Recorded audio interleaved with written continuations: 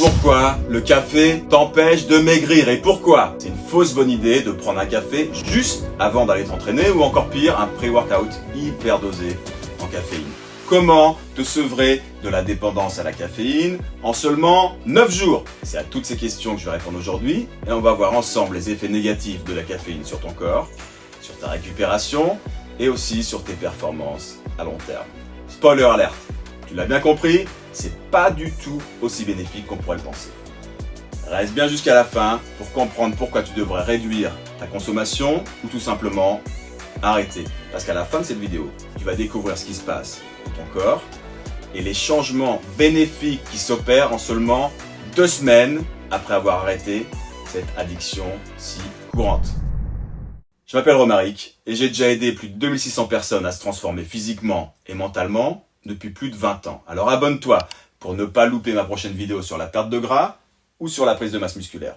Alors oui, c'est vrai, on entend souvent dire que la caféine améliore les performances, mais est-ce que c'est vraiment une bonne idée pour les sportifs? Brièvement, on va faire un état des lieux des 4 points négatifs sur la consommation de caféine et ensuite on verra précisément ce que la recherche dit à ce sujet. Numéro 1, la caféine, c'est un booster, certes, mais à quel prix? Parce que la caféine agit en bloquant l'adénosine. C'est un neurotransmetteur qui te donne la sensation de fatigue. Résultat, tu te sens plus éveillé, plus alerte et plus énergique. C'est pour ça que beaucoup de sportifs l'utilisent avant une séance. Mais le problème, c'est que cet effet n'est que temporaire et qu'il y a un revers à la médaille. Trop de caféine et ton système nerveux s'emballe. Ça peut aller d'un stress diffus à des palpitations jusqu'à l'anxiété. Et surtout, le vrai problème, c'est que ton corps s'habitue. Donc en gros, ce qui marchait au début, ça va perdre son efficacité au fur et à mesure et tu te retrouves à augmenter les doses.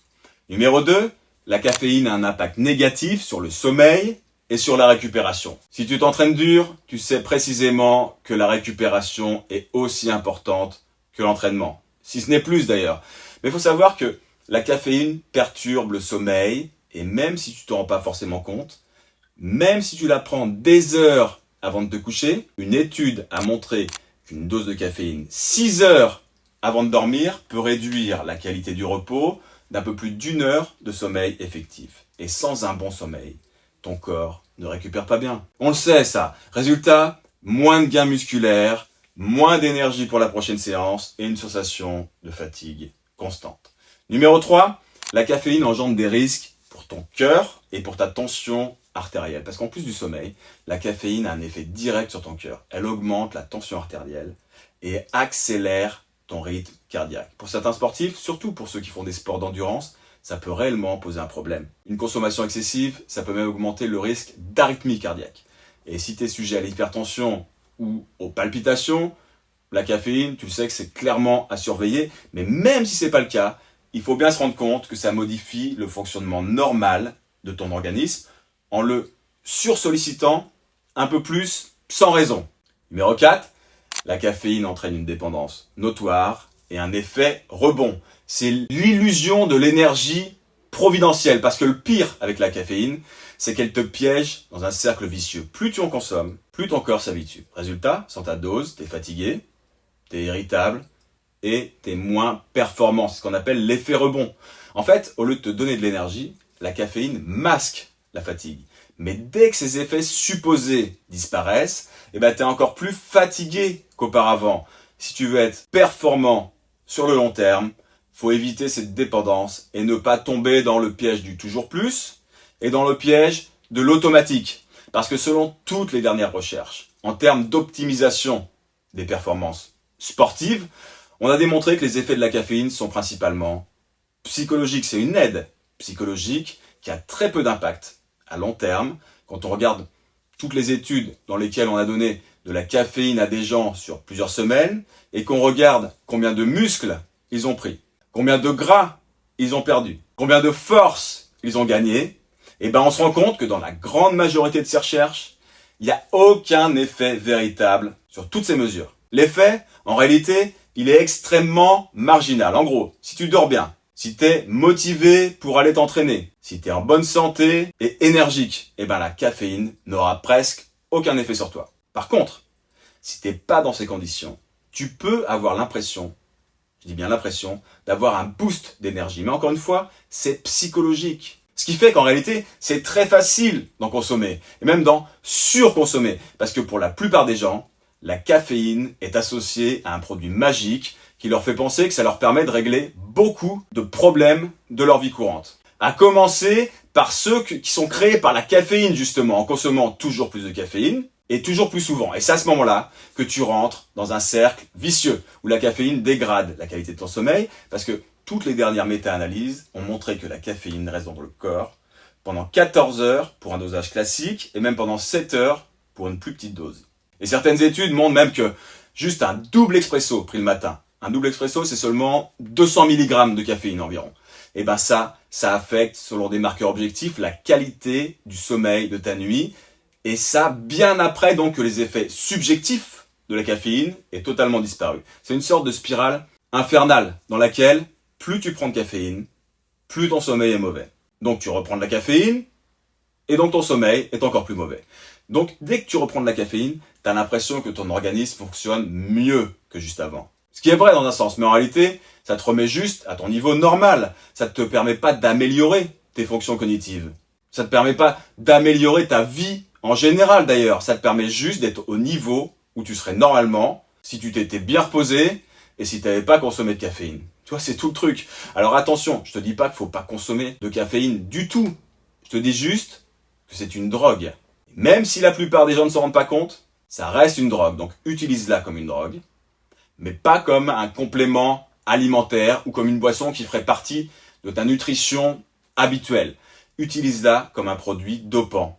Contrôle les effets que ça peut avoir avant bien sûr d'avoir dépassé le seuil de tolérance massive et regarde si tu peux comment fonctionner normalement sans pendant 24 heures.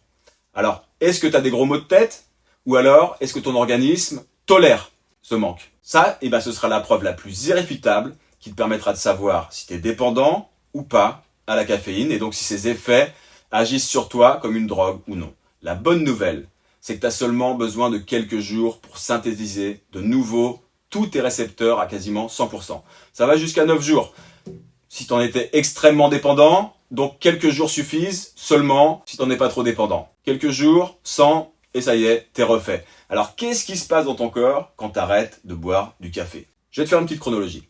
Au bout de 24 heures, tu vas te sentir fatigué. Mais ça, c'est tout à fait normal. Ton corps est encore accro à la caféine.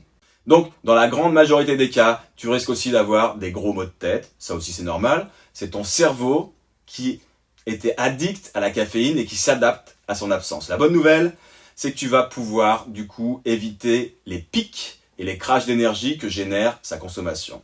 Après 48 heures, tes dents vont commencer à blanchir. Attention, hein. Rien de magique, c'est pas immédiat non plus. Mais c'est juste que le café ternit les dents et qu'il laisse toujours une petite pellicule sur ta dentition. Arrêter le café va te permettre d'éviter cette décoloration. Ça va te permettre aussi de minorer, de diminuer la mauvaise haleine. Et ça, c'est pas une mauvaise chose. Au bout de 3 jours, ton sommeil va commencer à vraiment s'améliorer. Le café, on l'a vu, ça reste pendant des heures dans ton organisme et ça t'empêche vraiment d'avoir un sommeil profond. Ensuite, une semaine après l'arrêt du café, c'est ton système digestif qui va te remercier parce que le café est acide et le café va attaquer automatiquement donc ton estomac. Ça veut dire moins de reflux gastrique et ça veut dire moins de brûlure d'estomac. Donc un estomac plus sain et une digestion améliorée. Après 9 jours, c'est ton niveau de stress qui va diminuer. On sait que le café augmente le cortisol. On l'a vu à de nombreuses reprises, c'est l'hormone du stress. Sans caféine, tu vas te sentir plus relax et moins agité. Et ton corps va donc naturellement se rééquilibrer. Après 2 semaines, c'est tes niveaux d'énergie qui vont être beaucoup plus stables et le processus sera beaucoup plus naturel, c'est-à-dire vraiment adapté à comment ton corps doit fonctionner normalement. Parce que sans s'appuyer sur la caféine, ton corps va produire de l'énergie d'une manière autonome. Tu vas te sentir plus constant et beaucoup moins dépendant d'un stimulant externe. Alors la question qu'on peut se poser légitimement, c'est est-ce qu'il faut arrêter définitivement la caféine? Pas forcément. Moi perso, c'est ce que j'ai fait. Je bois plus de café, plus du tout de café, depuis près de 5 ans. Avant, j'en étais un gros consommateur. Je buvais entre 8 et 10 tasses par jour. Donc j'abusais un petit peu. Mais toi, si tu le consommes consciemment, j'allais dire, ça peut éventuellement t'aider d'une manière ponctuelle. Mais attention, aux doses et attention aux horaires. Et attention de ne pas en faire une habitude. Évite-le en fin de journée, évite-le au réveil aussi. Ne tombe pas dans l'excès ni l'accoutumance. Et pense à faire des pauses pour éviter cette dépendance justement. Rappelle-toi que si tu veux des performances optimales, la clé, c'est un bon sommeil, une bonne alimentation et une bonne récupération. Et toi, dis-moi, est-ce que tu bois ton café d'une manière machinale le matin? Est-ce que tu prends souvent des boissons caféinées avant d'aller pousser à la salle? Dis-moi tout ça en commentaire. Et pense à liker et à t'abonner si cette vidéo t'a aidé. Et on se retrouve très vite pour un nouvel épisode sur le sport et la nutrition. Allez, let's go!